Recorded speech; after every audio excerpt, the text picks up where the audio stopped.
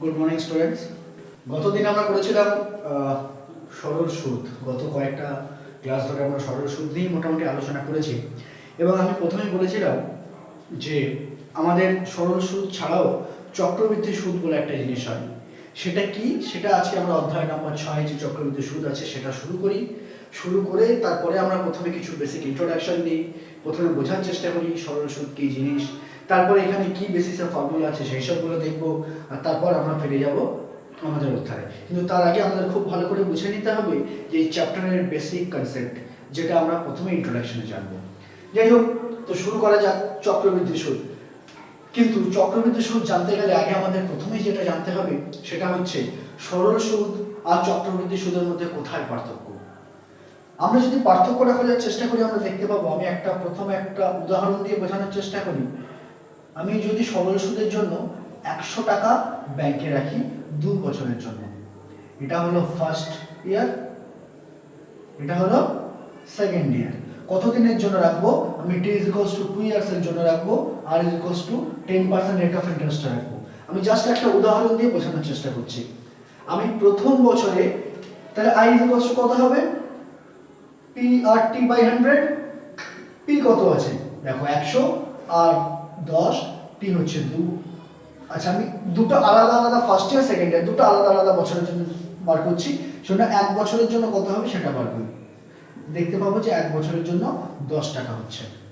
সুতরাং এই 100 টাকা যদি আমি ব্যাংকে বা অন্য কোথাও সরল সুদে ডিপোজিট করি, তাহলে 10% বার্ষিক সরল সুদের হারে আমি প্রথম বছরে 10 টাকা পাবো এবং দ্বিতীয় বছরেও 10 টাকা পাবো। অর্থাৎ সরল সুদের জন্য কি হচ্ছিল, এই যে মূলধন বা প্রিন্সিপাল, এটা কিন্তু যত লম্বা টাইমের জন্যই হোক, থ্রু আউট দ্য টাইম এটা কিন্তু সেম থাকতো, একই থাকতো, আমরা যত সময়ের জন্যই বার করতাম। কিন্তু এই চক্রবৃদ্ধি সুদে একটা ছোট পার্থক্য আসবে। পার্থক্যটা কোথায় আসবে একটু বলি। এই যে সরল সুদে আমি প্রথম বছরে 10 টাকা ইন্টারেস্ট হিসাবে পেলাম I1, আর দ্বিতীয় বছরে I2 যে 10 টাকা ইন্টারেস্ট হিসাবে পেলাম, এটা সরল সুদে হচ্ছিল। চক্রবৃদ্ধি সুদে যখন যাব তখন কি হবে, আমি একটা ইন্টারেস্ট পাওয়ার সাথে সাথেই ওই বছরের শেষে আমি যদি বলি যে আমি 100 টাকা ব্যাংকে রেখেছিলাম, 1 বছরের শেষে আমি 10 টাকা পেলাম, তাহলে এই 100 টাকাটা কি ছিল? আমার প্রিন্সিপাল বা মূলধন। তাহলে এই 1 বছরের শেষে আমার অ্যামাউন্ট কত হচ্ছিল? 100 টাকা আমার ছিল, প্লাস 10 টাকা সুদ পেলাম, আমার 110 টাকা হয়ে গেল। এই অ্যামাউন্টটাই পরের বছরে প্রিন্সিপাল হিসাবে কাজ করবে। যখনই সুদ আসলের সঙ্গে যোগ হয়ে সেই মোট টাকাটা পরের বছরে আই ক্যালকুলেশনের জন্য ইউজ হচ্ছে, দেখো p/t/100, তাহলে এখানে 11 টাকা হচ্ছে। তাহলে দেখো সরল সুদে আমি প্রত্যেক বছরেই আমি সুদটা একই পাচ্ছিলাম, কিন্তু চক্রবৃদ্ধি সুদের ক্ষেত্রে কি হলো, প্রথম বছর যেই সুদটা পেলাম, সুদটা সঙ্গে সঙ্গে আসলের সঙ্গে যোগ হয়ে অ্যামাউন্ট হয়ে গেল ওই প্রথম বছরে, আর প্রথম বছরের শেষে যেটা অ্যামাউন্ট বা সবৃদ্ধি মূল, সেই টোটাল টাকাটাই পরের বছরে মূলধন হিসাবে আমরা ব্যবহার করব। সেই পরের বছরে সেই মূলধনের উপরে আমরা কিন্তু ইন্টারেস্ট বার করব সেকেন্ড ইয়ারের জন্য। তাহলে এটা হয়ে গেল ফার্স্ট ইয়ার, এটা হয়ে গেল ফার্স্ট ইয়ার, এটা হয়ে গেল সেকেন্ড ইয়ার। তাহলে বুঝতেই পারছো যে প্রথম বছরে আমি 10 টাকা পাচ্ছি, কিন্তু দ্বিতীয় বছরে 11 টাকা সুদ পাচ্ছি। এখন এই পার্থক্যটা কেন আসছে? পার্থক্যটা এসে যাচ্ছে এই যে 10 টাকা আমি অ্যাড করেছিলাম, 10 টাকাটা যে অ্যাড করেছিলাম এই যে মূলধনের সাথে, সেই জন্য কিন্তু এই 1 টাকার একটা পার্থক্য আসছে। দেখো সরল সুদে পরপর দুটো বছরই কিন্তু আমি 10 টাকা পেয়েছিলাম। চক্রবৃদ্ধি সুদে দেখা যাচ্ছে প্রথম বছর 10 টাকা, দ্বিতীয় বছরে 11 টাকা। এই 1 টাকাটা আমি এক্সট্রা পাচ্ছি, 1 টাকা কি পাচ্ছি? অতিরিক্ত পাচ্ছি চক্রবৃদ্ধি সুদে। এখন আমি তোমাদের একটু বোঝানোর চেষ্টা করব এই 1 টাকা অতিরিক্ত কেন পাচ্ছি। ভালো করে একটু তোমরা দেখো, যদি ভালো করে লক্ষ্য করো দেখতে পাবে যে প্রথম বছরে 10 টাকা কিন্তু আমার চক্রবৃদ্ধি সুদের ক্ষেত্রে এক্সট্রা অ্যাড হয়ে গেছে। এখানে এই যে 10 টাকা সুদ পেয়েছিলাম সেটা কিন্তু প্রিন্সিপালের সাথে দেখো অ্যাড হয়ে গেছে। তাহলে এই 10 টাকা অ্যাড হয়েছে বলেই তো আমার দ্বিতীয় বছরের সুদটা সরল সুদের সাথে আলাদা হয়ে যাচ্ছে। তাহলে কার জন্য আলাদা হচ্ছে? এই যে 10 টাকা যেটা আমি এখানে দেখেছিলাম প্রথম বছরে যে 10 টাকা, তার জন্য। তাহলে এই 10 টাকা যদি আমি সরল সুদ বার করতে চাই এক বছরে, তুমি দেখো এটা 1 টাকা আসছে। এই যে 10 টাকা আমি প্রথম বছর সুদ হিসাবে পাচ্ছি, এই 10 টাকার যদি আমি 1 বছর সুদ বার করি দেখবো 1 টাকা আসছে। আর সেই জন্যই কিন্তু এই 10 টাকাটা এখন মূলধনের সাথে যোগ হয়ে তোমার মোট সবৃদ্ধি মূল হচ্ছে, আর সরল সুদের সাথে চক্রবৃদ্ধি সুদের তখন পার্থক্য চলে আসছে। দেখো এইটা 10 টাকা ছিল সরল সুদে, চক্রবৃদ্ধি সুদে 1 টাকার অতিরিক্ত চলে আসছে। এই অতিরিক্তটা কোথা থেকে এলো? এই যে আমি 10 টাকা প্রথম বছরে যে সরল সুদ বা চক্রবৃদ্ধি সুদের জন্য যে প্রথম বছরে 10 টাকা পাচ্ছি, এটা কিন্তু একই থাকবে, কিন্তু চক্রবৃদ্ধি সুদে যেই 10 টাকাটা মূলধনের সাথে যোগ হয়ে তোমার সবৃদ্ধি মূল হয়ে গেল, আর সেই সবৃদ্ধি মূলটা পরের বছরে মূলধন হিসেবে ব্যবহার করা হবে। যেহেতু এই 10 টাকাটা অ্যাড হয়েছে তাই মূলধন চেঞ্জ হয়েছে, মূলধন চেঞ্জ হয়েছে বলে ইন্টারেস্ট চেঞ্জ হয়েছে। তাহলে এই যে আমরা 1 টাকা বেশি পাচ্ছি, কেন পাচ্ছি? পরিষ্কার বোঝা যাচ্ছে প্রথম বছরে যে টাকাটা আমি 10 টাকা এক্সট্রা ইন্টারেস্ট পেয়েছিলাম সেই ইন্টারেস্টের জন্য। অর্থাৎ আমি যদি এখানে একটু দেখাই সরল সুদের এইখানটা, আমি যদি এই পার্টটা একটু বোঝাই তোমরা ভালো করে বুঝতে পারবে যে সরল সুদে কিন্তু এই পার্টটা সরল সুদের জন্য, এই পার্টটা সরল সুদের জন্য। কিন্তু এই যে এই প্রথম বছরে যে 10 টাকা এক্সট্রা ছিল, এই 10 টাকার উপর 10% করলে এখানে দেখো 1 টাকা হয়ে যাচ্ছে। তাহলে তোমার এই 10 প্লাস 11 এটা তখন হয়ে গেল তোমার চক্রবৃদ্ধি সুদ বা কম্পাউন্ড ইন্টারেস্টের জন্য।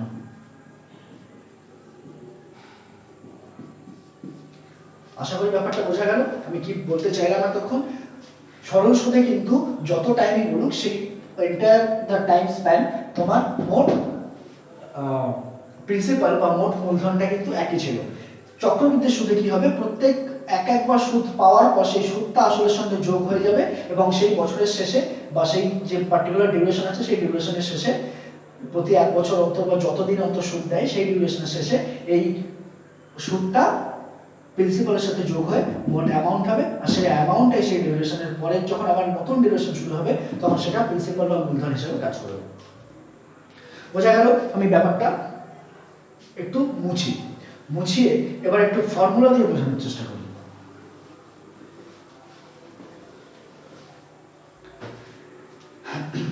এবার এই রকম টাইপের অঙ্ক যখন আসবে আমরা কিন্তু দুভাবে করতে পারি। দেখা যাক কিভাবে করা যায়। যদি আমি ধরে নিলাম ওই একই অঙ্কই আমি আবার করবো, p সমান আছে 100, r সমান আছে 10%, সময় হচ্ছে t সমান 2 বছর। ঠিক আছে, দেখো তাহলে আমি প্রথম কি করব, এটা 1 ধরে নিলাম। তাহলে 2 বছরটাকে আমি, আচ্ছা t সমান 2 ইয়ার্স আছে তো, তাহলে t1 কে আমি 1 ইয়ার করে নিলাম। যেহেতু এটা চক্রবৃদ্ধি সুদ তাই প্রতি 1 বছর অন্তর যখন আমার রেট অফ ইন্টারেস্ট দিচ্ছে তখন 1 বছর বাদে আমার সুদ বার করতে হবে। সেই সুদটা প্রিন্সিপালের সঙ্গে যোগ করে অ্যামাউন্ট হবে ওই বছরের শেষে। পরের বছরের শুরুতে এই বছরের শেষের অ্যামাউন্টে প্রিন্সিপাল হিসেবে কাজ করবে। দেখো সেই জন্য আমাদের প্রথমে I1 বার করব। I1 মানে কি? প্রথম বছরের শেষে সুদ। সেটা কি হবে? P1 R1 T1 by 100। আচ্ছা দেখো P1 এর ভ্যালু কত আছে? 100। R1 কত আছে? 10। T1 1 বাই 100 কাটলাম, কত হলো? 10 টাকা। তাহলে এই I1 হচ্ছে প্রথম বছরের শেষে সুদ। তাহলে প্রথম বছরের শেষে যদি আমি সবৃদ্ধি মূল বার করতে চাই, এটা হবে 100 প্লাস 10 সমান 110 টাকা। আর প্রথম বছরের শেষে যেটা সবৃদ্ধি মূল, দ্বিতীয় বছরের শুরুতে সেটাই কিন্তু হয়ে যাবে মূলধন। চেঞ্জ হয়ে গেল। প্রথম বছরের শুরুতে 100 টাকা ছিল, দ্বিতীয় বছরের শুরুতে দেখো 110 টাকা হয়ে গেছে। এইখানে কিন্তু পার্থক্য হয়ে যাচ্ছে সরল সুদের সাথে চক্রবৃদ্ধি সুদের। যাই হোক, তো এখানে দেখো এবার যদি আমি দ্বিতীয় বছরের সুদ বার করতে চাই তাহলে কি করব? P2 R2 T2 by 100। দেখো আমার মোট সময় দেওয়া ছিল 2 বছর, তাহলে আমি প্রথম 1 বছরের জন্য বার করলাম। তাহলে সেকেন্ড পার্টের জন্য আবার T1 কত? আবার 1 বছর। তাহলে প্রথম 1 বছর হয়ে গেল, এই আরেক বছর করে নিলাম, তাহলে মোট 2 বছর হয়ে যাবে। দেখা যাক P2 এর ভ্যালু কত আছে? 110, R2 10 এবং এটা 1 বাই 100। কাটাকাটির পরে দেখা যাবে এটা 11 টাকা আসছে। তাহলে প্রথম বছরের সুদ পেয়েছিলাম 10 টাকা, দ্বিতীয় বছরের সুদ পেলাম 11 টাকা। তাহলে দ্বিতীয় বছরের শেষে মোট সবৃদ্ধি মূল কত হবে? A2 P2 I2। P2 কত আছে দেখো 110 প্লাস I2 কত আছে দেখো 11। তাহলে আমি মোট ক্যালকুলেশন করে দেখতে পাবো মোট 121 টাকা আসছে। তাহলে কি হলো? 2 বছরের শেষে আমার মোট চক্রবৃদ্ধি 100 টাকা প্রতি 10% সরল সুদের হারে 2 বছর শেষে মোট সুদে আসলে হার 121 টাকা। এটা গেল মেথড 1। এটা হলো আমার মেথড 1, যেটা আমি পার্ট বাই পার্ট ভেঙে করছিলাম। ঠিক আছে, আমার যত টাইম ডিউরেশন দিক আমি এক বছরের জন্য, এটা প্রথম বছরের জন্য এতটা হয়ে গেল। আচ্ছা আমি এখানে লিখে দিই এটা প্রথম বছরের জন্য, প্রথম বছরের জন্য এখান থেকে শুরু হলো I1 পর্যন্ত বার করলাম। এবার এখানে P2 যখন চলে আসবে তখনই হয়ে যাবে দ্বিতীয় বছর। তাহলে দ্বিতীয় বছরের জন্য এখান থেকে তারপর ক্যালকুলেশনটা হবে। এটা ছিল মেথড 1। এবার আমরা চলে আসছি মেথড 2। মেথড 2টা কি হবে, আমরা ডাইরেক্ট একবারে ফর্মুলা ইউজ করে করব। কেমন, এই চক্রবৃদ্ধি সুদের জন্য একটা ফর্মুলা আছে, ফর্মুলাটা হচ্ছে a p * 1 + r/100 whole to the power n। এখানে a p r তোমরা সব জানো, n টার্মটা হয়তো নতুন লাগছে, কিন্তু n টা হচ্ছে সময়, যেটা কিনা বছরে থাকতে হবে। আমরা সরল সুদে যেটাকে t দিয়ে রিপ্রেজেন্ট করছিলাম, এখানে সেটা n দিয়ে রিপ্রেজেন্ট করছি, আর কিছু না। আর একটা কথা, সরল সুদে আমরা i p r t/100 করে সরাসরি ইন্টারেস্ট বা সুদটা পেতাম, কিন্তু এখানে আমরা কি পাবো, আমরা মোট মূলধন যদি জানি, সুদের হার জানি, সময় জানি, তাহলে কিন্তু আমরা মোট সবৃদ্ধির মূল পাবো। তাই সবৃদ্ধির মূল আর প্রিন্সিপাল আর ইন্টারেস্টের মধ্যে আমরা রিলেশন জানি, a p + i। তাহলে a যদি আমরা পেয়ে যাই, p যদি পেয়ে যাই, সেখান থেকে আমরা i বার করে নিতে পারবো। সরল সুদে আমরা ডাইরেক্ট ইন্টারেস্ট পেতাম, এখানে কিন্তু আমরা মোট সবৃদ্ধির মূল পাবো। দেখা যাক যে এই অঙ্কটাই যদি আমি এইভাবে করতাম, এখানে তো পার্ট বাই পার্ট করে করলাম, যদি আমি ফর্মুলা করে করতাম তাহলে কিভাবে অঙ্কটা পেতাম। p কত দেওয়া ছিল, দেখো p 100 দেওয়া আছে, r এর ভ্যালু দেখো 10,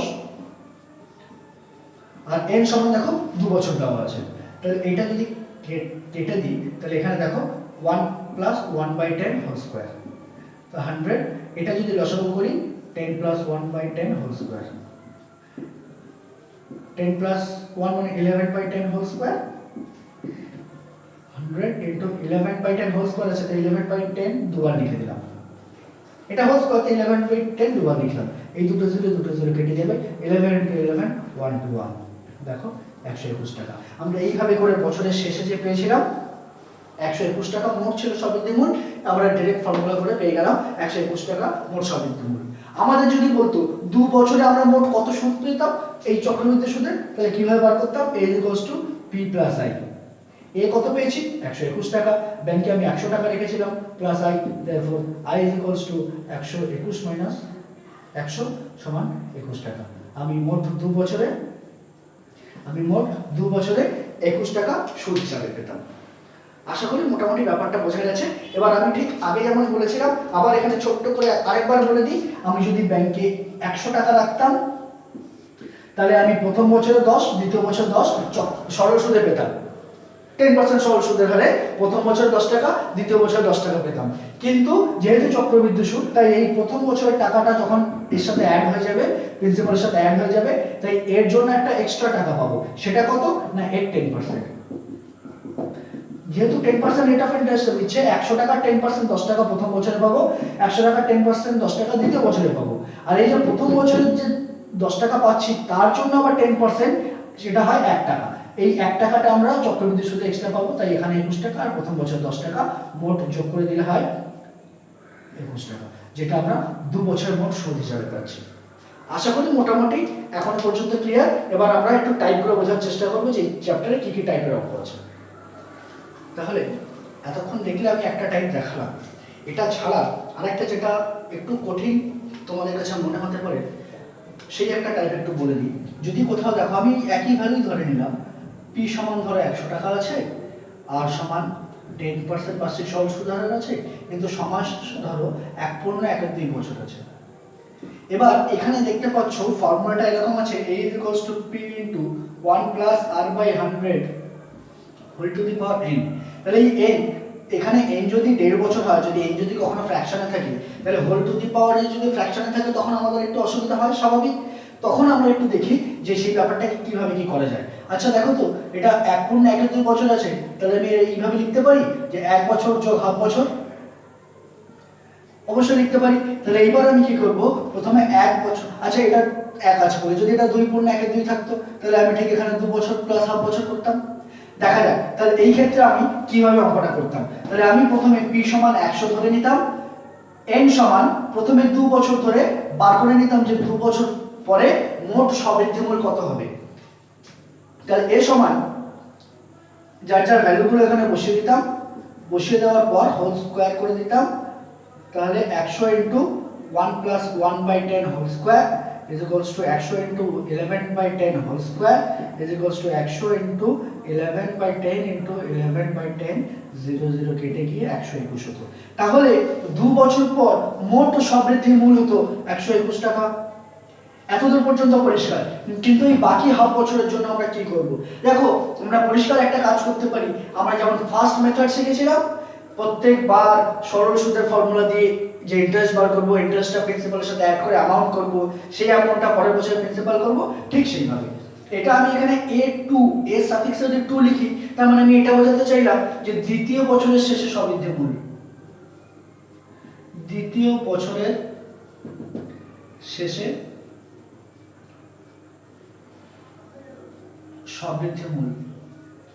এটা যদি আমি a2 দিয়ে রিপ্রেজেন্ট করি, তাহলে আমি এটা বলতে পারি যে তৃতীয় বছরের শুরুতে এটাই হয়ে যাবে আমার মোট প্রিন্সিপাল। তাহলে আমি বলতে পারি যে P3 অর্থাৎ তৃতীয় বছরের শুরুতে এই 121 টাকা হচ্ছে মোট প্রিন্সিপাল। তাই যদি হয় তাহলে এখানে টি কত হবে? দেখো আমরা 2 বছরের জন্য ক্যালকুলেশনটা করে নিয়েছি অলরেডি, তো আমাদের বাকি আছে হাফ বছরের জন্য, তাহলে এখানে হাফ বছর। আর রেট অফ ইন্টারেস্ট তো একই আছে 10%, তাহলে এখানে আমি আচ্ছা এই পার্টের ক্যালকুলেশনটা আমি পাশে দেখাচ্ছি, দেখে নাও। I is equals to PRT by 100। আচ্ছা Pটা কি এখানে P3, আচ্ছা P3 কত আছে 121, R হচ্ছে 10, T হচ্ছে হাফ বাই 100 5। তাহলে এটা যদি আমি 100টা দিয়ে কাটতে পারতাম, কিন্তু কাটবো না, আমার পয়েন্টে বসালে অনেক সুবিধা হবে, দেখতে পাবে একটু পরেই, বাই 100। তাহলে কত হবে 6.05। বুঝতে পারছো? তাহলে আইটা কি ওই হাফ বছরের জন্য ক্যালকুলেশন করলাম, ওই 2 বছর বাদে যে হাফ বছরটা এক্সট্রা আছে ওই হাফ বছরের জন্য সুদ হবে 121 টাকার উপরে সুদ হবে হাফ বছরে এত টাকা। সুতরাং a2 হল 1/2, 2 গুণ 1 এর 2, মানে আমি কি বোঝাতে চাইলাম, আড়াই বছর পর মোট সবৃদ্ধি মূল। দেখো 2 বছর পরে 3 বছরের শুরুতে কত ছিল এইটা, 2 বছর পরে 3 বছর শুরুতে কত ছিল 200। 2 বছর পরে 3 বছর শুরুতে কত ছিল 121 টাকা, প্লাস আমি কি বলতে চাইছি basically a is equals two p plus i, তাহলে p হচ্ছে এখানে 121 আর i হচ্ছে 6.05, তাহলে আমি এখানে বলতে পারি 127.05। এটা হচ্ছে এই আড়াই বছর পরে মোট সবৃদ্ধি মূল, এটা আড়াই বছর পর মোট সবৃদ্ধি মূল। তাহলে আমার আড়াই বছর পরে যদি আমার ইন্টারেস্ট বার করতে বলতো, আড়াই বছর পরে আমি মোট সবৃদ্ধি মূল জানি, বছরের শুরুতে একদম মানে আমার প্রথম যেখান থেকে ক্যালকুলেশন শুরু সেখানে আমি p জানি, a is equals to p plus i, তাহলে a এর মান জানি, p এর মান জানি, আমি এখান থেকে আড়াই বছর পরে কত ইন্টারেস্ট পেলাম সেটাও ইজিলি বার করে নিতে পারবো। আশা করি এখন মোটামুটি একটা কনসেপ্ট ক্লিয়ার। এরপরে আরেকটা টাইপ আছে, এই টাইপটা বলে আমি তারপরে অধ্যায়ে ঢুকবো। আচ্ছা এবার আমি আসি যে বললাম যে আরেকটা টাইপ আছে, আমরা এতক্ষণ দেখে এসেছি, সাপোজ আমি তোমায় বলছি শোনো, r is equals to 10% বার্ষিক সরল সুদের হার, বার্ষিক সরল সুদের হার, অর্থাৎ প্রতি 100 টাকায়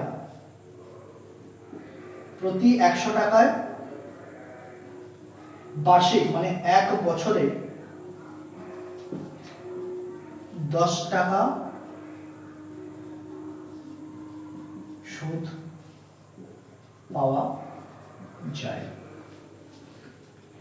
এখন কোথাও যদি এরকম চক্রবৃদ্ধি সুদে বলা থাকে যে 6 মাস অন্তর দেয় বা 3 মাস অন্তর দেয় বা 4 মাস অন্তর দেয়, এরকম একটা টাইপ তোমরা পাবে।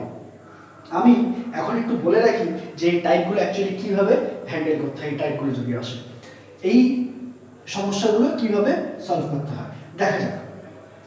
মনে করো r is equals to এত % বার্ষিক পার ইয়ার, এরকম দেওয়া আছে যে r is equals to এত % পার ইয়ার, কিন্তু কোশ্চেনে মেনশন আছে প্রতি 6 মাস অন্তর দেয়, প্রতি 6 মাস অন্তর দেয়। তার মানে এখানে এটা বোঝাতে চাইছে যে যে ইন্টারেস্টটা আমার ক্যালকুলেশন হবে সেটা কিন্তু প্রতি 6 মাস অন্তর দেবে, কিন্তু আবার আমার দেওয়া আছে যে রেট অফ ইন্টারেস্ট কিন্তু 10% পার ইয়ার। তাহলে 6 মাস অন্তর যদি দেয়, একটা বছরে তো 12টা মাস, তাহলে 6 মাস অন্তর দিলে এক বছরে কতবার পাবে, দুবার পাবে।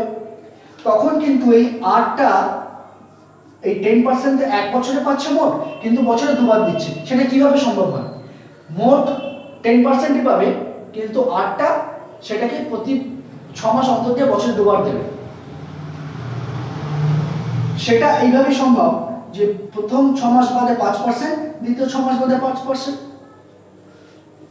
মোট তো 10% এক বছরে দিতে হবে, কিন্তু প্রতি 6 মাস অন্তর দেয়। প্রতি 6 মাস অন্তর দেয় মানে এক বছরে দুবার দেয়।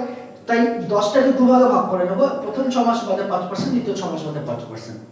এবার এখানে সময় যত থাকবে, ভালো করে চিন্তা করো, সময় যদি 1 ইয়ার থাকে, তাহলে এক বছরে কতবার পাবে? 6 মাস অন্তর দিলে এক বছরে দুবার পাবে। তাই তখন কিন্তু সময়টা n বা t, আমরা যেভাবে মানে চক্রবৃদ্ধি সুদ বা সরল সুদ যার জন্যই করি, n বা t আমি যেটা দিয়ে লিখবো এটা তো বেসিক্যালি চক্রবৃদ্ধি সুদের জন্য আসবে, তো আমি n দিয়ে বোঝাই। n সমান কিন্তু তখন হয়ে যাবে দুবার, কারণ 6 মাস অন্তর দেয়। তাহলে এক বছরে কবার পায়? দুবার। আচ্ছা, n সমান যদি 2 ইয়ার্স হতো, এক বছরে দুবার পায়, 2 ইয়ার্সে কতবার পাবে? 4 বার। তখন ওই ফর্মুলায় কিন্তু n এর জায়গায় 4 বসবে, এবং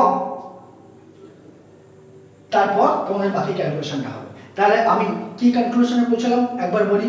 যদি বলে যে প্রতি 6 মাস অন্তর দেয়, আমি সঙ্গে সঙ্গে এক বছরকেই 6 মাস দিয়ে ভাগ করে দেবো, দেখবো দুবার আসছে, দুবার আসছে। তখন আমার যত সময় থাকবে, সময়কে এই দুবার দিয়ে গুণ করব, আর রেট অফ ইন্টারেস্টকে 2 দিয়ে ভাগ করব। যদি এরকম আসতো যে প্রতি 4 মাস অন্তর দেয়, প্রতি 4 মাস অন্তর দেয়, তাহলে ভালো করে বুঝো, প্রতি 4 মাস অন্তর যদি যায়, মোট তো 12 বছর, তাই 4 মাস অন্তর দিচ্ছে, তার মানে এক বছরে কতবার দেবে? 3 বার দেবে। এই যখনই 3 পেয়ে গেছি, তখনই কিন্তু আমি সঙ্গে সঙ্গে মাথায় নিয়ে আসবো r = 10%, তাহলে এটাকে কিন্তু 3 বারে ভাগ করে দেবে। তখন কত হয়ে যাবে? একবারে 10/3, 10/3, 10/3। এক বছরে আলটিমেটলি 10ই দেবে, কিন্তু সেটাকে 3 বার ভাগ করে দিচ্ছে, তাই জন্য বাই 3। এখানে দুবার ভাগ করে দিচ্ছিল, তাই বাই 2। যদি এখন বলছে প্রতি 4 মাস অন্তর দেয়, তার মানে এক বছরে 3 বার দেবে। যখনই 3 বার দেবে, তাহলে 10টাকে 3 ভাগে ভাগ করে 3 বার আলাদা আলাদা টাইমে দিচ্ছে। তাহলে যখনই 3 বার পেয়ে গেলাম, 8টাকে কি করলাম? 3 দিয়ে ভাগ করলাম, আর সময় n যদি 2 ইয়ার্স হয়, তখন কি করব? 2 × 3 মানে 6 বার করে দেবো। স্বাভাবিকভাবে তুমি বোঝো যে 4 মাস অন্তর দেয় মানে এক বছরে 3 বার দেয়, এক বছরে 3 বার দিলে 2 বছরে কবার দেবে? 6 বার, অবভিয়াসলি। তো একইভাবে আরেকটা ক্যালকুলেশন হয় যদি প্রতি 3 মাস অন্তর দেয়। আচ্ছা, আমি এটা এখানে করে দেখাই। যদি প্রতি 3 মাস অন্তর দেয়, তাহলে ভালো করে বুঝো, আমি এখনই বলেছি এক বছরে 12 মাস, এটা দিয়ে ভাগ করে দেবো, তাহলে এক বছরে, হ্যাঁ প্রত্যেকটা এরকম ফার্স্ট এক বছরে 4 বার। আমি এখানে প্রত্যেকটা লিখে দিই যে এক বছরে। আমরা প্রথমে বার করে নেবো যে এক বছরে কতবার পাই। দেখো, এটা এক বছর 2 বার, এটা এক বছর 3 বার, সেটা এইটা একইভাবে কি এক বছর 4 বার পাচ্ছে। যখনই এক বছরে 4 বার পাচ্ছে, রেট অফ ইন্টারেস্ট কিন্তু তখন বাই 4 হয়ে যাবে। আর টাইম যেটা আছে, টাইম ধরো 2 ইয়ার্স আছে, তো 2 ইয়ার্সটাকে এই এক বছর যতবার পাচ্ছে সেটা দিয়ে গুণ করে এত বার করে দেবো, মানে 8 বার। এবং এইভাবেই তারপরে তোমার সেম ফর্মুলা, যেটা a = ফর্মুলাটা একটু বলে দিই আবার একবার, a = p × 1 + r/100 whole to the power n। এই যে ফর্মুলা আছে, এই একই ফর্মুলাতে p, r এবং n এর মান বসবে। কথার কথা আমি যদি এই অঙ্কটার ক্ষেত্রে বলি, এখানে p কত আছে? 100 টাকা আছে, যেটা ছিল তাই আছে। আর কত আছে? দেখো, এখানে কিন্তু 10/4 বসবে r এর জায়গায়, আর n এর জায়গায় কত বসবে? 8। ঠিক আছে, এটা 100, 1 + 10/4, টোটাল এটা বাই 100 হোল টু দি পাওয়ার 8। এটা a = আমি এটা এইটার জন্য একটা জাস্ট एग्जांपल দিয়ে বোঝালাম। এটা এটার জন্য বসবে, আমি এই ভ্যালুগুলো বসাবো। তাহলে যদি কোথাও কোনো প্রশ্ন দেখো 3 মাস অন্তর, 4 মাস অন্তর বা 6 মাস অন্তর দেয় সুদ, এই রকম যখন সময় আসবে, আগে আমি বার করে নেবো এক বছরে কতবার। এক বছরে যতবার হবে রেট অফ ইন্টারেস্টকে ওইটা দিয়ে ভাগ করব, আর টাইমটাকে ওটা দিয়ে গুণ করব, করে তারপর আমরা মেইন ক্যালকুলেশনে চলে আসবো। ঠিক আছে, এতটা পর্যন্ত মোটামুটি আমার ইন্ট্রোডাকশনে যা কিছু বলার ছিল। আশা করি চ্যাপ্টারের ভেতরে এর থেকে নতুন টাইপের কিছু পাবো না। তো আমরা যখন ফার্দার চ্যাপ্টার শুরু করব, তখন তোমাদের কাছে কনসেপ্টটা আরো বেশি ক্লিয়ার হয়ে যাবে। চলো, তাহলে আপাতত এতটা মুছে দিই, এরপর আমরা শুরু করব। এরপর আমরা অধ্যায় ঢুকবো, অধ্যায় ঢুকে তার মধ্যে কিছু এক্সারসাইজ আমরা করে দেখব। আচ্ছা, আমরা তাহলে শুরু করছি এবার অধ্যায়ের অঙ্ক। প্রথম অঙ্ক যেটা করছি সেটা হচ্ছে প্রশ্ন নাম্বার 3। 3 নম্বর প্রশ্ন দেওয়া আছে যে মূলধন এত টাকা, বার্ষিক সুদের হার এত টাকা, সময় 2 বছর, তাহলে 2 বছর বাদে তাকে মোট কত টাকা সুদ দিতে হবে। তো প্রথমেই অঙ্কটা স্টার্ট করি, যে আমরা যে ফর্মুলাটা এখনই ডিসকাস করলাম, যে a is equals to p into 1 plus r by 100 whole to the power n। p দেখো 2000 টাকা আছে, r 6 by 100 whole square।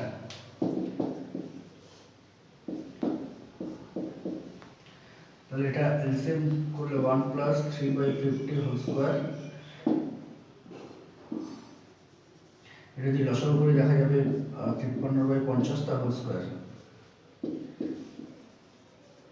তো 53 by 50, এটা যেহেতু হোল স্কয়ার আছে তাই এটা দুবার এই টার্মটাকে মাল্টিপ্লাই করলাম, তাহলে এরকম একটা টার্ম হলো। এবার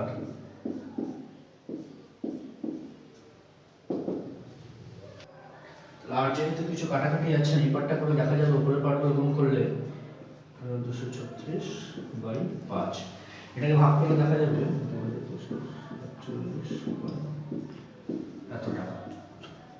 এত টাকা আসছে। তো এটা আমরা যেটা পেয়েছি সেটা হচ্ছে অ্যামাউন্ট বা সবৃদ্ধি মূল্য, কিন্তু আমাদের প্রশ্নে জিজ্ঞাসা করা হয়েছে যে কত টাকা সুদ পাবে। তো এখানে আমরা করি a is equals to p plus i, এখানে সবৃদ্ধি মূল্য এটা লিখে দিই, যেহেতু আমরা এটা ইউজ করছি সবৃদ্ধি মূল্য, যেহেতু এটা আমরা ইউজ করেছি সেটা কি একবার জাস্ট লিখে দিলাম, p এবং i তো লেখা আছে, যেহেতু এটা লেখা নেই বলে লিখে দিলাম। আচ্ছা, এর মান কত বেরিয়েছে 2247.20, p 2000 টাকা প্লাস i, তাহলে i is equals to 2247.20 minus 2000 এত টাকা সমান 247.20 টাকা। অর্থাৎ এটাই হচ্ছে আমার এই প্রশ্নের উত্তর, যে তাকে 2 বছর বাদে মোট এত টাকা সুদ দিতে হবে। তাহলে আমাদের নেক্সট প্রশ্ন হচ্ছে, যেটা আমরা সলভ করছি সেটা কোশ্চেন নাম্বার 5। দেখো এখানে মূলধন দেওয়া আছে, বার্ষিক চক্রবৃদ্ধি সুদের হার দেওয়া আছে, সময় 2.5 বছর দেওয়া আছে।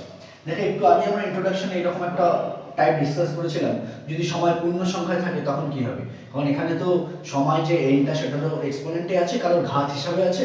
তো ঘাত যদি এরকম পূর্ণ সংখ্যায় অর্থাৎ মিক্সড ফ্র্যাকশনে থাকে, তাহলে তখন কি করা যাবে।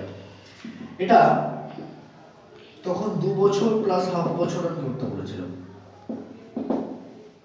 যদি পূর্ণ সংখ্যায় না থাকে ভগ্নাংশে থাকে, তখন 2 বছর প্লাস হাফ বছর। ঠিক আছে, আর আমাদের যেটা বার করতে বলেছে সেটা হচ্ছে সবৃদ্ধি মূল। সবৃদ্ধি মূল অর্থাৎ এর মানটা আমাদের নির্ণয় করতে বলেছে। তা আমরা প্রথমে 2 বছরের জন্য করব। এখানে করব যে 2 বছরের জন্য, 2 বছরের জন্য আমরা জানি a is equals to p into 1 plus r by 100 whole to the power n। আমরা যেহেতু 2 বছরের জন্য এখানে প্রথম ক্যালকুলেশন করছি, সেটাই ফর্মুলায় করে নেব, নিয়ে তারপর বাকি হাফ বছরের জন্য ক্যালকুলেশন করব। আচ্ছা দেখা যাক p কত আছে, দেখো 80000 আছে, 1 প্লাস r এর মান কত আছে 5 by 100 হোল স্কয়ার। এটাকে যখন কাটবো এটা দেখা যাবে এরকম একটা টার্ম আসছে।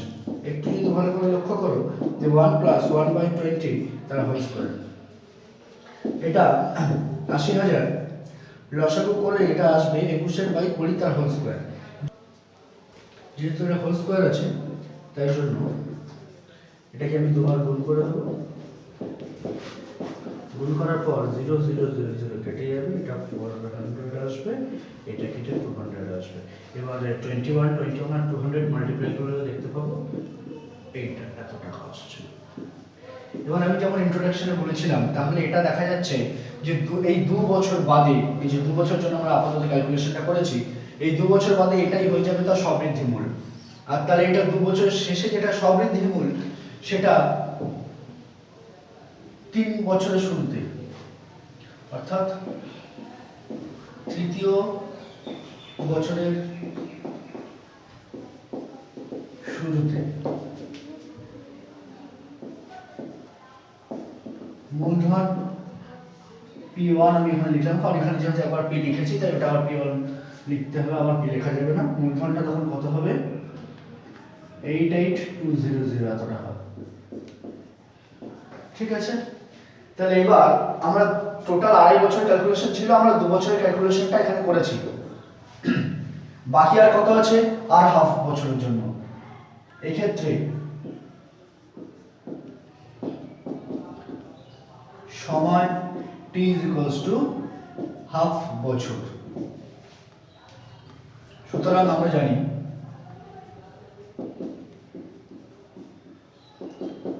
I is equals to P/T/100, কিন্তু এখানে P1 করে দেবো কারণ এখানে মূলধনটা আমরা P1 ধরেছি। আচ্ছা, P1 কত ছিল 88200 ইন্টু আর 5% আর সময় হচ্ছে হাফ বাই 100। 0000 কেটে দেবো, এটা 441।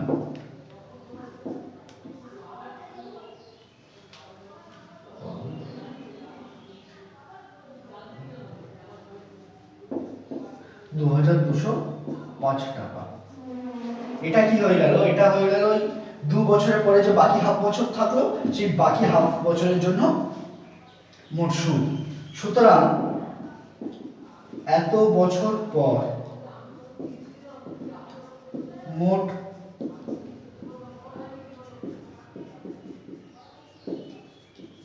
সবৃদ্ধি মূল্য এ ফাইনাল, অন্তিম, যেটা অন্তিম হবে। আচ্ছা, দেখা যাক এই 2 বছরের শেষে যেটা এটা অ্যামাউন্ট ছিল আর 3 বছরের শুরুতে যেটা এটা প্রিন্সিপাল ছিল, তো এই প্রিন্সিপাল প্লাস ইন্টারেস্ট করলেই তো একদম এই 2 বছর প্লাস হাফ বছর অর্থাৎ 2.5 বছর পরের আমার মোট টাকাটা বেরিয়ে যাবে। সেটা কত হবে, এইটা প্লাস 2205 অর্থাৎ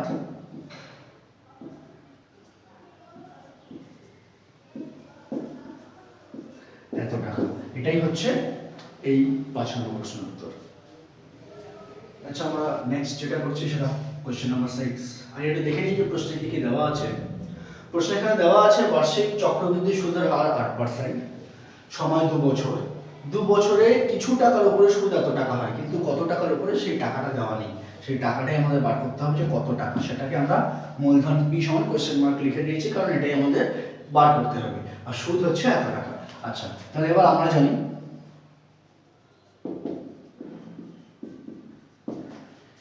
a সমান p into 1 plus r by 100 whole to the power n।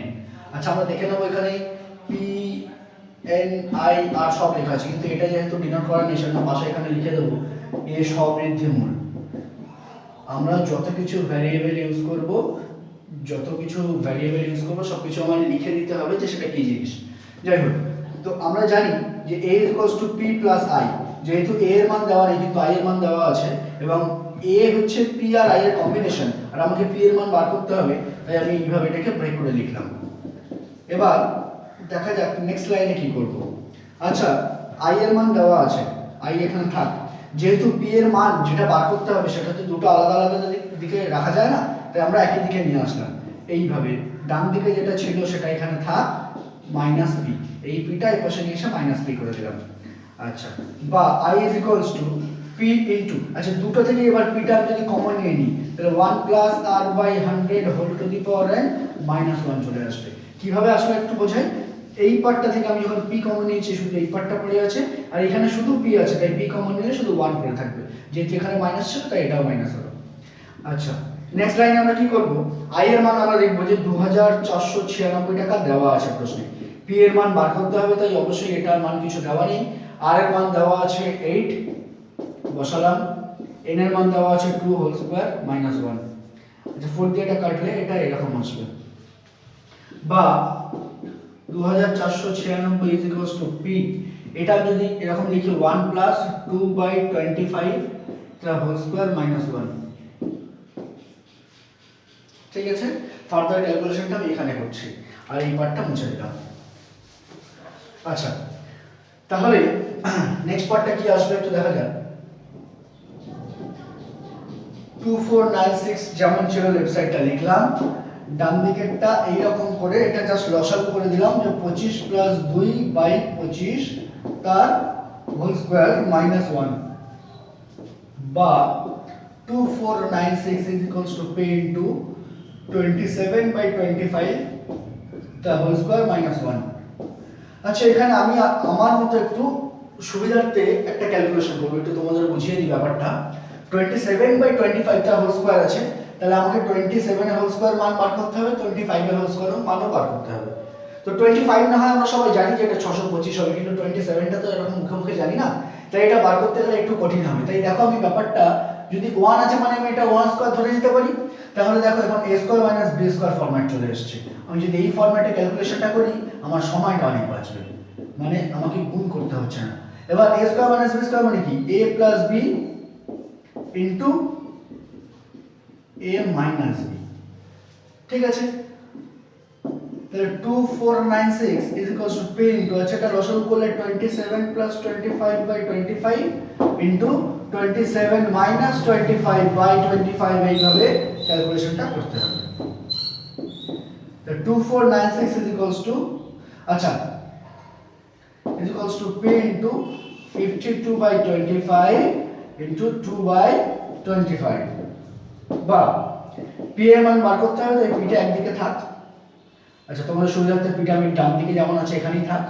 এখানে এরকম এই টার্মটা যদি এখানে আসে, সাইড চেঞ্জ করলে উল্টে যাবে, কেন ক্রস গুণ হবে, 25 টা উপরে 52 নিচে, 25/52 আর এখানে 25/2। বা এবার একটু ক্যালকুলেশনটা দেখা যাক। এখানে ক্যালকুলেশনটা এরকম হবে, এটা যদি কাটি এটা দেখো 48 আর এটা কাটলে এটা 24, তাহলে 25 into 25 into 24 এই ক্যালকুলেশনটা আমরা করলে দেখতে পাবো যে p = অ্যানসার আসছে 15000 টাকা। আর এটাই হচ্ছে আমাদের এই 6 নম্বর প্রশ্নের উত্তর। আচ্ছা আমাদের নেক্সট অঙ্ক যেটা কোশ্চেন নাম্বার 10 আমরা করছি। এখানে সুদের হার দেওয়া আছে, মূলধন দেওয়া আছে, সময় 2 বছর দেওয়া আছে, এবং এখানে আমাদের যেটা নির্ণয় করতে হবে সেটা হচ্ছে যে এই নির্দিষ্ট সময় পর সরল সুদ এবং চক্রবৃদ্ধি সুদের পার্থক্য কত হবে। আচ্ছা তাহলে প্রথমে আমরা এখানে দুটো রকম ভাবে করার চেষ্টা করি, একটা চক্রবৃদ্ধি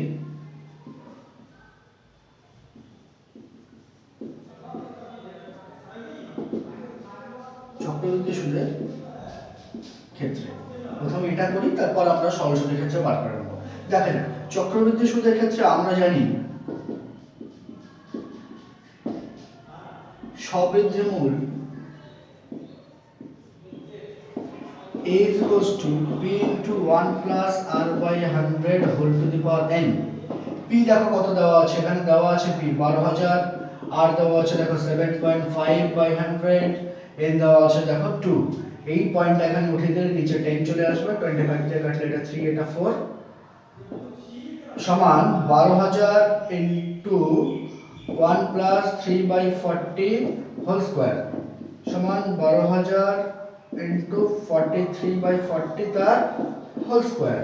তাহলে এখান থেকে 12000 into 43/40 into 43/40 হোল স্কয়ার আছে বলে, ঠিক আছে। এবার এই দুটো 0 0 কেটে দিলাম,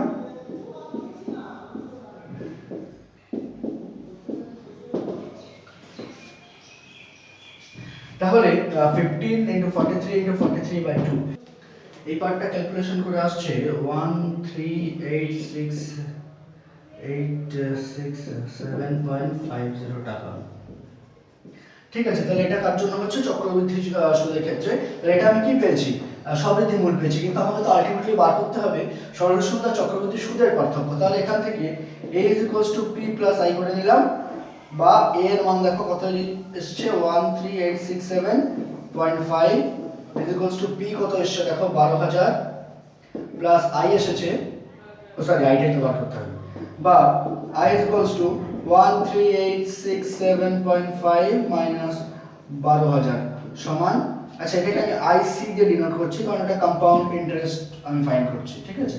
আর সিম্পল ইন্টারেস্টটা IS দিয়ে লিখব। তাহলে এখানে 18667.50 এত টাকা।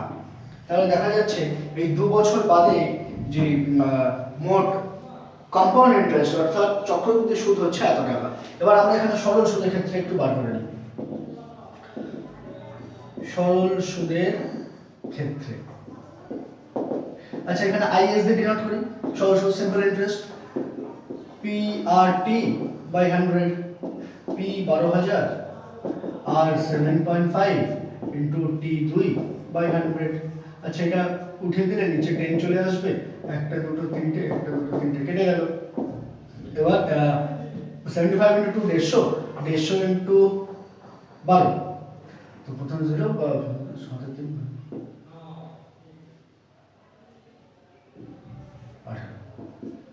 এত টাকা আসছে। তাহলে সিম্পল ইন্টারেস্ট 1800 টাকা আর কম্পাউন্ড ইন্টারেস্ট 1867.50 টাকা। সুতরাং আমাদের যেটা বার করতে দিয়েছে, চক্রবৃদ্ধি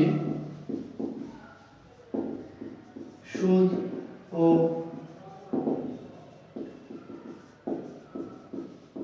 সরল সুদের পার্থক্য সমান কি লিখবো? চক্রবৃদ্ধি সুদ আইসি মাইনাস আইএস। আইসি হচ্ছে 1867.50 মাইনাস 1800 টাকা সমান 67.50 টাকা। এটাই হয়ে গেল আমাদের তাহলে 10 নম্বর প্রশ্নের উত্তর।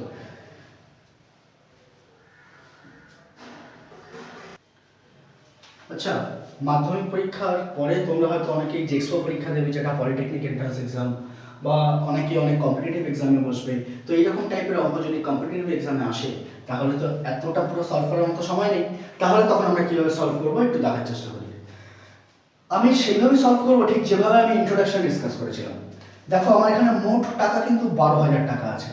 সেই 12,000 টাকাটা 7.5% রেট অফ ইন্টারেস্ট, একবার ফার্স্ট ইয়ারে একবার সেকেন্ড ইয়ারে আমি সুদ পাবো কত? 7.5% রেট অফ ইন্টারেস্ট। ঠিক আছে, তাহলে দেখো আমি দুটো বছরে পাবো, তাই প্রথমে এক এক বছরের জন্য বার করে নিই। I equals to P R T by 100, এটা উঠে দিলে নিচে 10, আই ইকুয়ালস টু বার করছি 1। এবার এই 75 ইন্টু 12 করলে দেখা যাবে 900 এসছে। ঠিক আছে, তাহলে এই 900 টাকাটা কি হলো? এই 1200 টাকার উপরে 7.5% রেট অফ ইন্টারেস্টে প্রথম বছর সরল সুদ, এবং সরল সুদ যেহেতু চেঞ্জ হয় না, তাই দ্বিতীয় বছর একই সরল সুদ হবে। আমি ইন্ট্রোডাকশনে যেমন বলেছিলাম, এই দ্বিতীয় বছরের শেষে গিয়ে সরল সুদ আর চক্রবৃদ্ধি সুদের পার্থক্যটা কেন তৈরি হয়? তার কারণ হচ্ছে, এই প্রথম বছরের শেষে যে সরল সুদটা আমি পেয়েছি, চক্রবৃদ্ধি সুদের ক্ষেত্রে এই সুদটা প্রিন্সিপালের সাথে অ্যাড হয়ে যায় পরের বছরের প্রিন্সিপাল তৈরি করার জন্য। মানে প্রথম বছরের শেষে যত টাকা সবৃদ্ধিমূল হয়, দ্বিতীয় বছরের শেষে সেইটাই প্রিন্সিপাল হয়। তাহলে এই যে টোটাল প্রিন্সিপালটা চেঞ্জ হয়ে যাচ্ছে, এই 900 টাকার জন্য প্রিন্সিপাল চেঞ্জ হয়ে যায়, আর প্রিন্সিপালটা চেঞ্জ হয়ে যায় বলেই এখানে আমার দ্বিতীয় বছরের শেষে গিয়ে যে ইন্টারেস্ট আমি পাবো, সেই ইন্টারেস্টটা চেঞ্জ হয়ে যায়। তাহলে দ্বিতীয় বছরের শেষে গিয়ে সরল সুদ এবং চক্রবৃদ্ধি সুদের মধ্যে যে পার্থক্যটা তৈরি হচ্ছে, সেটা কিন্তু প্রথম বছরের শেষে পাওয়া এই সরল সুদের জন্যই চেঞ্জটা হচ্ছে। তাহলে এখানে দেখা যাক, এই 900 টাকার উপরে যদি আমি 7.5% রেট অফ ইন্টারেস্টে এক বছরের পার্থক্যটা বার করি, তাহলে কত আসে?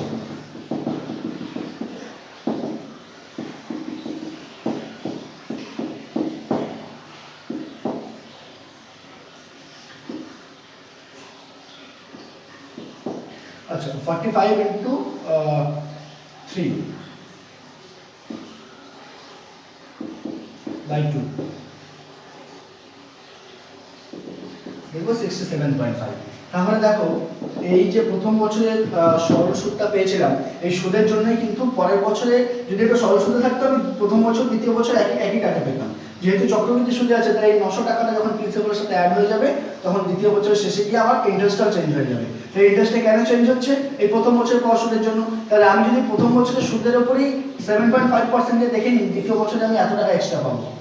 তাহলে এইটাই কিন্তু তখন হয়ে যাবে আমার দ্বিতীয় বছরের শেষে সরল সুদ এবং চক্রবৃদ্ধি সুদের পার্থক্য, এবং এই প্রথম বছরের শেষে যে সরল সুদটা পেয়েছিলাম, সেই সুদের জন্যই পার্থক্যটা তৈরি হচ্ছে। আমরা নেক্সট করছি কোশ্চেন নাম্বার 17। এখানে আগে আমি লিখে নিয়েছি যে প্রদত্ত কি আছে। সময় 2 বছর, সরল সুদ এত টাকা, চক্রবৃদ্ধি সুদ এত টাকা।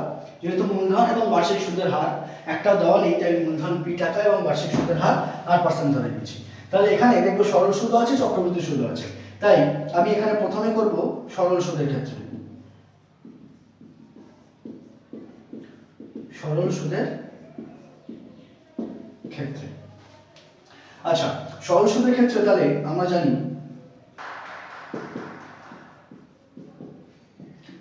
Is simple interest, P R T by 100। দেখো আইএস এর ভ্যালু 8400 এখানে লিখে দিলাম, পি এর ভ্যালু আমি জানি না, আর এর ভ্যালু জানি না, টি এর ভ্যালু 2 বছর বাই 100। তাহলে এখান থেকে আমি কি বলতে পারি 8400 into 100 by 2 is equals to PR. আচ্ছা এটা আমি আপাতত এইভাবে রেখে দিই, এরপর তোমাদেরকে বলছি এখান থেকে কিভাবে সলভ করতে হবে। এখানে আমরা করে নিই যে চক্রবৃদ্ধি সুদের ক্ষেত্রে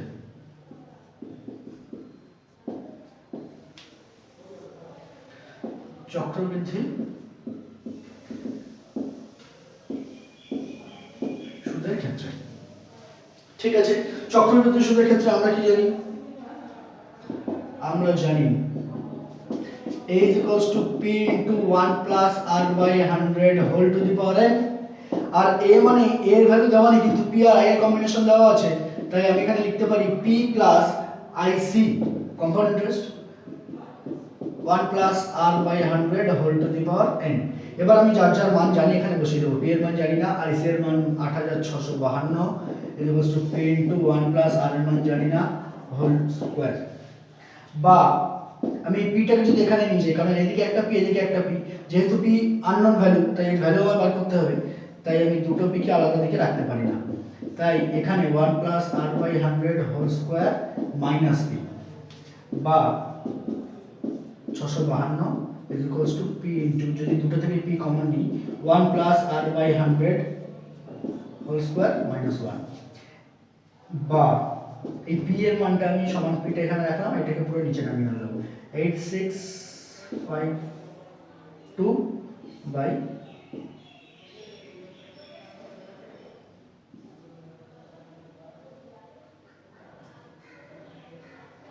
1 plus r by 100 whole square minus 1। এটাকে আমি দিয়ে দেবো 2 নম্বর ইকুয়েশন, এবং এখান থেকে দেখো পি আর পেয়েছিলাম, তাই এখান থেকে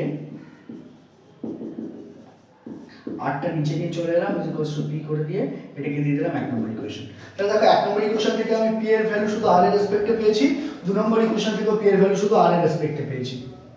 এবার তোমরা ক্লাস 9 এ যেমন সলভ করেছিলে তুলনামূলক পদ্ধতি, এটাও পি এর মান এটাও পি এর মান, এবার এইটা ইজ ইকুয়ালস টু এটা করে দেবো, তারপর সলভ করে আর এর ভ্যালু বার করব। কিন্তু আমি 17 নম্বর প্রশ্নটা এইভাবে সলভ করব না, কারণ দেখবে যে দুটো সাইডে সলভ করার পর পি এর ভ্যালু আসবে, সেই পি এর ভ্যালুটা আবার এক বা 2 নম্বর সমীকরণে বসিয়ে সেখান থেকে তোমরা আর এর ভ্যালু পাবে, তো সেটা আমার মনে হয় অনেকটা বেশি ডিফিকাল্ট হয়ে যাবে তোমাদের কাছে, অনেক লম্বা ক্যালকুলেশন হবে। ওটা কিন্তু ভুল কিছু নয়, ওটা একটা প্রসেস, ওটা ভুল কিছু নয়, কিন্তু আমি একটু ব্যাপারটাকে অন্যভাবে করব। দেখা যাক, প্রথমে আমি গিভেন ডেটাটা লিখে নিই।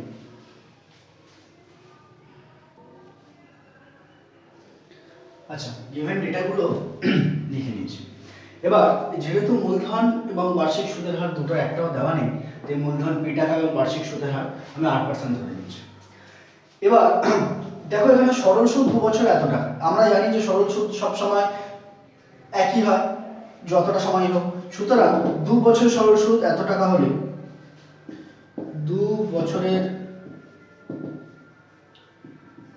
সরল সুদ এত টাকা হলে 1 বছরের সরল সুদ কত হবে? ঠিক এর হাফ সমান 4200 টাকা। তাহলে আমি প্রথম বছর শেষে সরল সুদ 4200 পাবো, দ্বিতীয় বছর শেষে সরল সুদ 4200 পাবো। আচ্ছা এবার আমি এখান থেকে বার করে নিই সরল ও চক্রবৃদ্ধি সুদের পার্থক্য।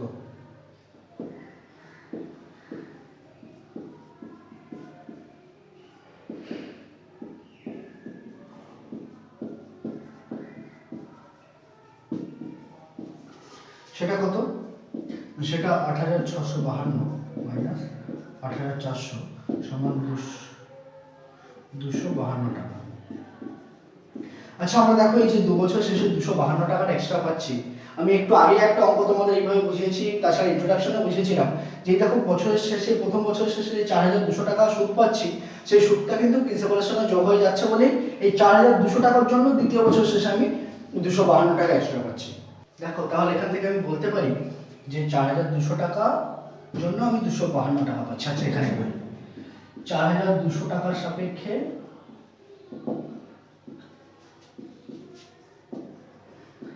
এক বছরে, কেন প্রথম বছর 4200 সুদ, দ্বিতীয় বছর 4200 সুদ সরল সুদের ক্ষেত্রে। এই প্রথম বছর যে 4200, তার জন্য দ্বিতীয় বছরের শেষে চক্রবৃদ্ধি সুদের একটা পার্থক্য আছে, সেই পার্থক্যটা 252 টাকা। তাহলে এই পার্থক্যটা প্রথম বছর সুদ পাওয়ার পরে দ্বিতীয় বছরের পার্থক্য আসছে, তার মানে গ্যাপ কত? 1 বছর।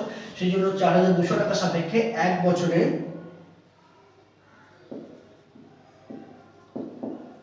পাওয়া যায় 252 টাকা।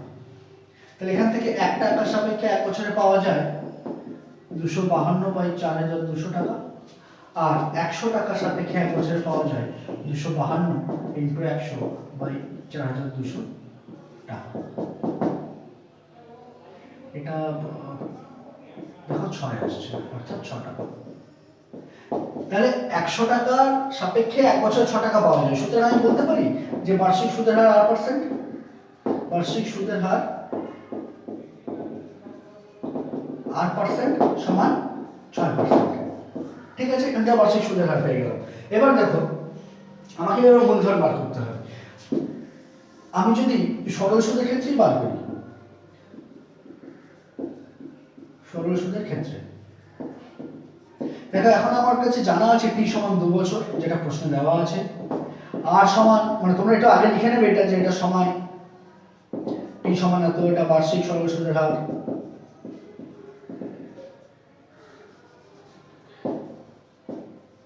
বার্ষিক সুদের হার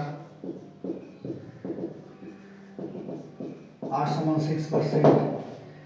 মূলধন কত আমি জানি না, মূলধন, আচ্ছা মূলধন তো ওখানে পি ধরে নিয়েছি। আচ্ছা তাহলে এখান থেকে আমি এটা জানি i equals to P R T by 100।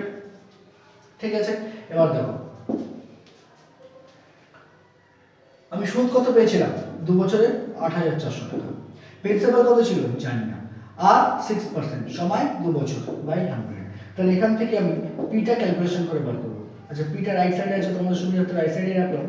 8400 into 100 cross multiply হলো বাই 6 ইন্টু 2,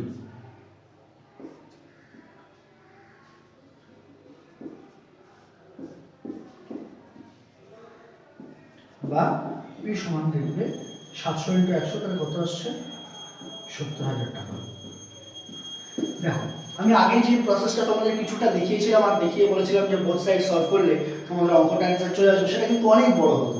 তো আমরা একটু যদি কনসেপ্ট লাগিয়ে অঙ্কটা করি, দেখো কত ছোটটা, একদম ছোটর মধ্যে অঙ্কটা হয়ে গেল। এখানে আমি পেয়ে গেলাম আমার মূলধন ছিল 70000 টাকা এবং বার্ষিক সুদের হার 6%। ঠিক আছে, এখানে মোটামুটি 17 অঙ্কটা এইখান পর্যন্ত শেষ। এই কনসেপ্টটা একটু তোমরা বোঝার চেষ্টা করো, কারণ এই কনসেপ্টের উপরে কিন্তু অনেকগুলো অঙ্ক করা যায়। তাহলে দেখো আমাদের নেক্সট কোশ্চেন হচ্ছে কোশ্চেন নাম্বার 19। এখানে আমি ইন্ট্রোডাকশনে যেমন টাইপগুলোর কথা বলেছিলাম, নিশ্চয় মনে আছে, যে 3 মাস অন্তর দেয় সুদ। এই যখন 3 মাস অন্তর বা 6 মাস অন্তর বা 4 মাস অন্তর দেয় সুদের ক্ষেত্রে আগে আমি কি বলেছিলাম যে বছরে কতবার দেয় সেটা বার করে নিতে হবে। সুতরাং 3 মাস অন্তর সুদ দেয়, অর্থাৎ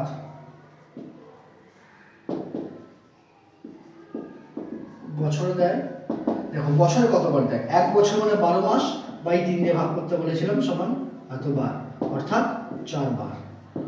আর বলেছিলাম বছরে কতবার দেয় যেটা বেরোবে সেইটা দিয়ে রেট অফ ইন্টারেস্টকে ভাগ করব আর সময়কে গুণ করব, যখন সময় বছরে থাকতে হবে। তাহলে আমরা সবসময় জানি এটা সময় বছরে থাকতে হবে, তাই 9 বাই 12 এত বছর। ঠিক আছে, তাই সুতরাং এখন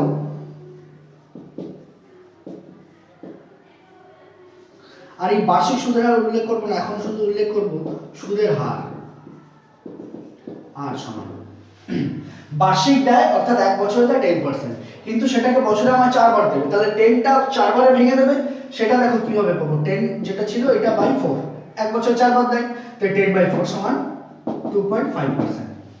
আর সময় হচ্ছে এত, অর্থাৎ সুতরাং সময় 9 বাই 12 এত বছর ছিল। আমি কি বলেছিলাম, 1 বছর যতবার দেয় রেট অফ ইন্টারেস্ট কত দিয়ে ভাগ আর সময় কত দিয়ে গুণ করার পর এত বার। বাই ইংলিশে যারা লিখবে তারা লিখবে এত টাইমস, সুতরাং 3 বার হয়ে গেল। এবার আমরা জানি, সুতরাং আমরা জানি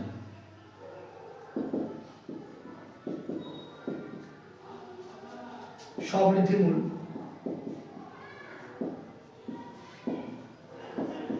A is equals to P into 1 plus R by 100 whole to the power n। আচ্ছা A এর মান জানি না, P আছে 6250, 1 plus R দেখো 2.5 by 100 whole cube, এই যে n 3 বার আর R 2.5%, তাহলে 6250 এরপর এই ক্যালকুলেশনটা এখানে উঠিয়ে এটা নিচে 10 করে নেবো, এটাকে 4 করে নেবো, তাহলে 1 plus 1 by 40 whole cube, 6250 into 41 by 40 whole cube, 6250 into 41 by 40 into 41 by 40, 0 0 cancel। আচ্ছা সরি এখানে হোল কিউব তাই এটা তিনবার মাল্টিপ্লাই, এটাকে ক্যালকুলেশন করে দেখা যাবে এরকম হচ্ছে 6730.566 প্রায়, তো এটাকে আমি 566 করে 567 প্রায় 57 প্রায় ধরে নিলাম, ঠিক আছে। তাহলে এটা আমি পেয়ে গেলাম স্ববৃদ্ধিমূল, কিন্তু আমাকে বার করতে বলেছে সুদ কত হবে, এখানে লিখে দিই যে সুদ i সমান কত সেটা বার করতে হচ্ছে, যে চক্রবৃদ্ধি সুদ কত হবে। সুতরাং a সমান p প্লাস i, a এর মান দেখো 6730.57 আছে, p দেখো 6250 প্লাস i, বা i equals to 6730.57 minus 6250,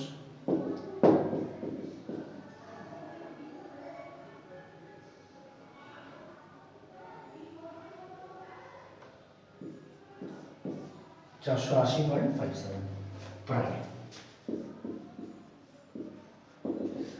এটাই হয়ে গেল তোমার এই 19 নম্বর প্রশ্নের উত্তর।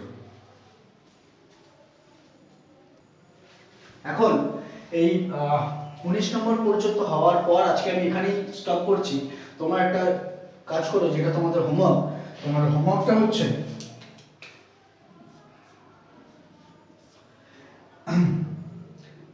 সম্ভবত 25টা অঙ্ক আছে চ্যাপ্টারে, তো 1 থেকে 25 পর্যন্ত যতগুলো রিমেইনিং, যতগুলো বাকি আছে, ঠিক আছে, এই রিমেইনিং সামগুলো তোমাদের হোমওয়ার্ক, যতগুলো বাকি আছে সেগুলো তোমাদের হোমওয়ার্ক, তোমরা সেগুলো একটু চেষ্টা করো। আমরা নেক্সট ভিডিওতে এসে চেষ্টা করব তোমাদের হোমওয়ার্কের ডাউটগুলো কমপ্লিট করে দেবো, ঠিক আছে। All the best.